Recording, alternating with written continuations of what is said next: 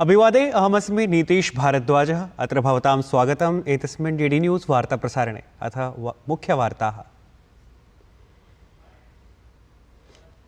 राष्ट्रपतेः अभिभाषणे उभयोः सदनयोः अद्यारभ्य धन्यवादप्रस्तावे चर्चा। राज्यसभायां सुधांशु त्रिवेदी, लोकसभायाम् अनुराग सिंह ठाकुरः कुर्यात् चर्चारम्भम्।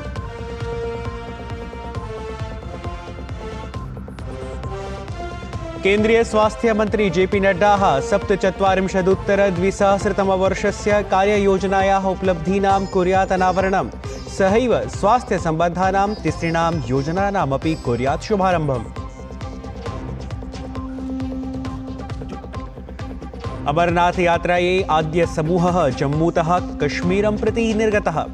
उपराज्यपालः मनोज सिन्हा इत्यसौ हरितपताकां प्रदर्शितवान्। सज्जतानामपि कृतवान् असौ अन्वीक्षणम्। संयुक्तराज्य अमेरिका देशे अद्यारभते राष्ट्रपति वादविवादपरः सम्बोधनक्रमः। जो बाइडेन डोनाल्ड ट्रम्प इत्येतौ भविष्यतः एतदर्थं सम्मुखम्। मुख्यविषयेषु भविष्यति वादविवादः।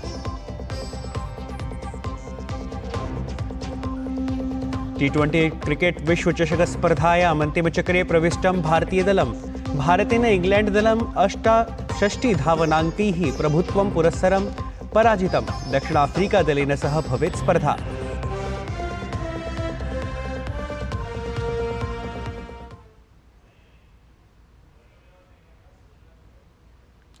अथ वार्ताः विस्तृतीकृताः। 18 लोकसभायाः संघटनानन्तरं राष्ट्रपतिः ह्यः लोकसभायाः राज्यसभायाः च संयुक्तसमुपवेशनं समबोधयत्। अत्र राष्ट्रपतिपदासीना द्रौपदी मुर्मुः गत 10 वर्षेषु केन्द्रे मोदीप्रशासनेन विहितानाम् उपलब्धीनां परिगणनं विहितवती। स्वसम्बोधनस्य आरम्भात् पूर्वं राष्ट्रपतिः सर्वेभ्यः नवनिर्वाचितेभ्यः सांसदेभ्यः अभिनन्दनज्ञापनम् अकरोत्। एतदतिरिक्तं सद्यः एव लोकसभा निर्वाचनं सुष्ठुतया सम्पादयितुं निर्वाचनायोगस्य अपि राष्ट्रपतिपदासीना द्रौपदी मुर्मुः प्रशंसामकरोत्। तया अत्र एतदपि उक्तं यत् अद्य भारतं सर्वतः विकासपथि समारूढं, यत् अर्थव्यवस्थायाः स्तम्भत्रयं समानरूपेण मनुतेति। मेरी सरकार अर्थव्यवस्था के तीनों स्तंभ मैन्युफैक्चरिंग, सर्विसेज और एग्रीकल्चर को बराबर महत्व दे रही है। पीएलआई स्कीम्स और ईज ऑफ डूइंग बिजनेस से बड़े पैमाने पर निवेश और रोजगार के अवसर बढ़ रही है। पारंपरिक सेक्टर्स के साथ साथ सनराइज सेक्टर्स को भी मिशन मोड पर बढ़ावा दिया जा रहा है। चाहे सेमीकंडक्टर हो या सोलर हो, चाहे इलेक्ट्रिक व्हीकल हो या इलेक्ट्रॉनिक्स गुड्स हो, चाहे ग्रीन हाइड्रोजन हो या बैटरीज हो, चाहे एयरक्राफ्ट कैरियर्स हो या फाइटर जेट्स हो, भारत इन सब सेक्टर्स में अपना विस्तार कर रहा है। राष्ट्रपतिपदासीनायाः द्रौपदी मुर्मुवर्यायाः ह्यस्तनं सम्बोधनमालक्ष्य प्रधानमन्त्री नरेन्द्र मोदी सामाजिकान्तर्जालपटले लिखितवान् यत् सदने राष्ट्रपतिवर्यायाः सम्बोधने भारतेन विधीयमाना प्रगतिः, भविष्यस्य सम्भावनाः च अन्तर्भूताः आसन्। वस्तुतः तस्याः सम्बोधने अस्माकं नागरिकाणां जीवने गुणात्मकपरिवर्तनं सुनिश्चेतुम् आगम्यमानानि कानिचन प्रमुखाह्वानानि अपि समाहितानि, यानि अस्माभिः समाधेयानि इति।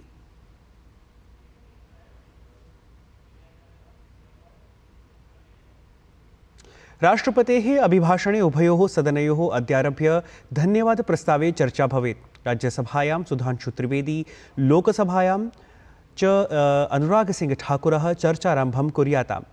ध्यातव्यमस्ति यत् सभाद्वयं जुलै मासस्य 3 दिनाङ्कं यावत् प्रचलेत्।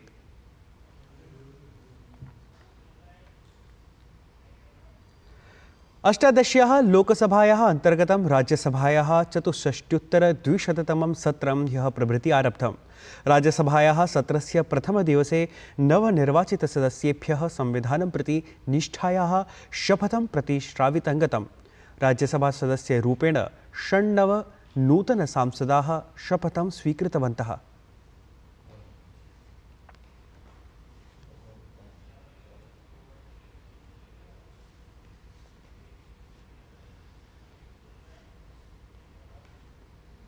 राज्यसभायां जेपी नड्डा इत्यस्य सदनस्य नेतृरूपेण ख्यापनपरां सूचनां राज्यसभाध्यक्षः जगदीप धनखडः प्रदत्तवान्।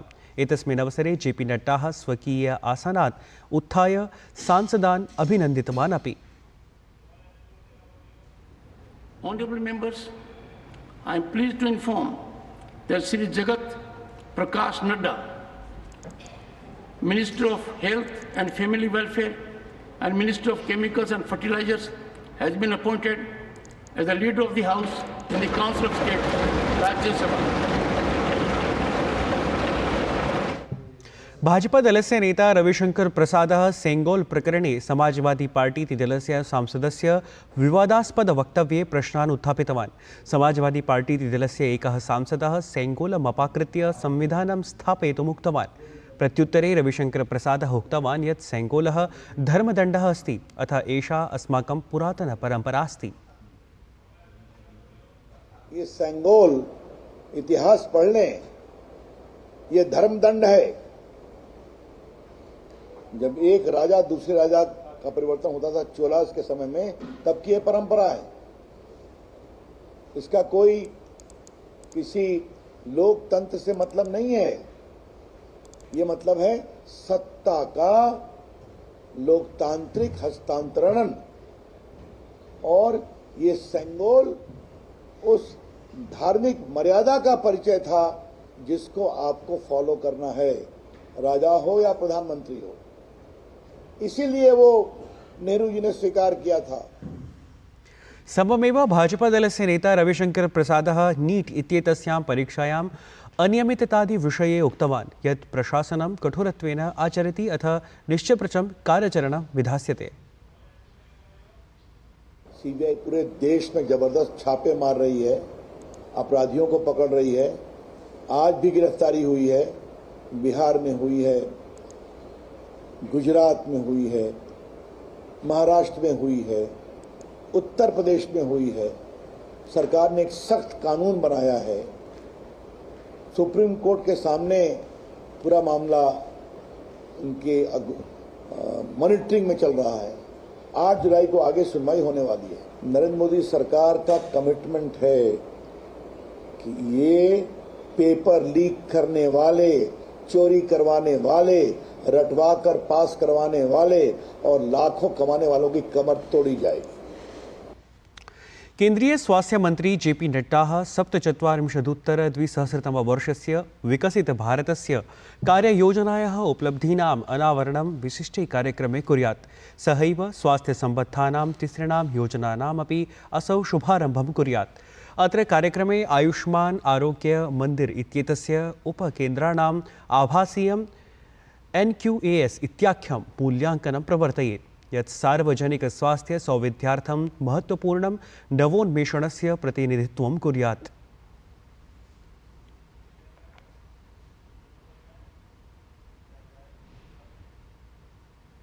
कर्नाटकराज्ये 3 उपमुख्यमन्त्रिणः नियोजनीयाः इति आग्रहः श्रूयमाणः अस्ति। कर्नाटकस्य केचन मन्त्रिणः वीरशैव लिङ्गायत सम्प्रदायस्य अनुसूचितजाति जनजातिवर्गस्य कस्यचित् नेतुः अथ अल्पसंख्यकसमुदायस्य नेतुः कस्यचित् च उपमुख्यमन्त्रिरूपेण चयनाय आग्रहं कुर्वन्तः सन्ति। एतस्मिन् विषये मुख्यमन्त्री सिद्धारमैया इत्यसौ उक्तवान् यत् अत्र विषये कांग्रेस दलीयस्य उच्चनेतृमण्डलस्य निर्णयः सर्वान्तिमः भविष्यति इति। सम्प्रति कर्नाटकराज्ये वोक्कालिगा समुदायस्य TK शिवकुमारः उपमुख्यमन्त्रिपदं धारयति एव। सहकारितामन्त्री KN राजन्ना इत्यसौ आवासमन्त्री VZ जमीराहत खान इत्यसौ लोकनिर्माणमन्त्री सतीश जारकीहोली इत्यादयः अनेके नेतारः एतस्मिन्नेव सप्ताहे राज्ये उपमुख्यमन्त्रिणः 3 भवेयुः इत्येतं विषयं समुत्थापितवन्तः आसन्।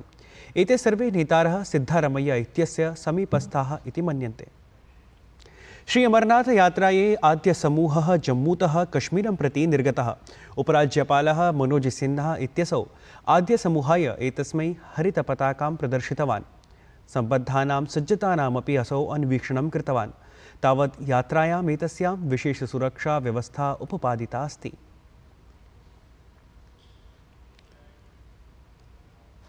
दिल्ल्यां राष्ट्रियराजधानीक्षेत्रे च वृष्टिः अनुवर्तते। राजधान्यां दिल्ल्याम् अनेकेषु स्थलेषु अतिवृष्टिकारणात् जनजीवनं प्रभावितम् अवलोक्यते।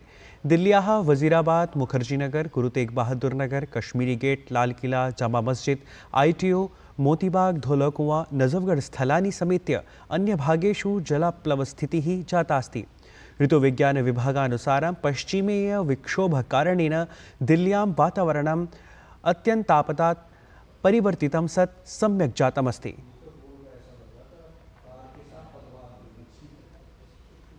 अन्ताराष्ट्रीय क्रिकेट परिषदः 20x20 विश्वचषकप्रतियोगितायाः उपान्त्यचक्रस्य प्रथमस्पर्धायां ह्यः दक्षिणाफ्रीकादलम् अफगानिस्तानदलं 9 स्तोभरक्षापुरस्सरं पराजितवत्। ह्यस्तनी प्रथमा एषा स्पर्धा वस्तुतः दक्षिणाफ्रीकादलेन प्रभुत्वेन केवलम् एकक्रीडकहानिपूर्वकम् एव विजिता। तावत् आदौ क्रीडता अफगानिस्तानदलेन केवलाः 56 धावनाङ्काः एव अर्जिताः। अत एव दक्षिणाफ्रीकादलं सारल्येन प्रदत्तं लक्ष्यम् आसादितम्। एवं 20x20 विश्वचषकप्रतियोगितायाः निर्णायकद्वन्द्वे प्रवेशं प्राप्तवत्। प्रथमं दलं दक्षिणाफ्रीकीयं दलम् अभवत्। ह्यः एव क्रीडितायाम् अन्ताराष्ट्रीय क्रिकेट परिषदः 20x20 विश्वचषकप्रतियोगितायाः उपान्त्यचक्रस्य अन्यस्यां स्पर्धायां नाम द्वितीयस्यां हि स्पर्धायां ह्यः भारतेन इंग्लैंड दलं 68 धावनाङ्कैः प्रभुत्वपुरस्सरं पराजितम्। वृष्टिदुष्प्रभावितायाम् एतस्यां हि स्पर्धायाम् आदौ क्रीडता भारतीयदलेन दलनायकस्य रोहित शर्मणः उत्कृष्टार्धशतकसाहाय्येन 170 धावनाङ्काः समर्जिताः। ततः अनुसरणता इंग्लैंड दलं भारतीयकन्दुकक्षेपकाणां विरुद्धं सततं सङ्घर्षरतं दृष्टम्। विशेषतः अक्षर पटेल, कुलदीप यादवाभ्यां समानरूपेण क्रीडकत्रयं बहिष्कृतम्।